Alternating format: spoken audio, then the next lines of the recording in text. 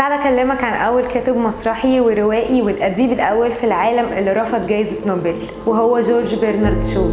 اتولد في ايرلندا سنة 1856 في اسرة بسيطة جدا، وحاول يتعلم لغات كتيرة لوحده زي اللاتيني والفرنسي والاغريقي، واهتم بقراءة كتب الفلسفة والادب والفنون.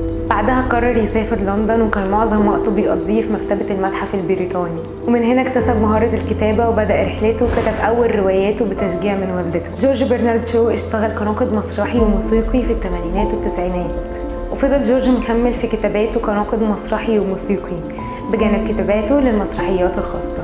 وفي سنة 1898 كتب مسرحية قيصر وكليوباترا اللي حقق منها نجاح كبير جدا، واعتمد جورج في كتاباته على ظهور شخصيات متنوعة من الفلاسفة والمخترعين والفنانين. وفي سنة 1925 فاز جورج بجائزة نوبل للأدب، وقبل انه يتكرم، لكنه رفض الجائزة المالية لدرجة انه استهزأ بألفريد نوبل مخترع الديناميت ومؤسس الجائزة.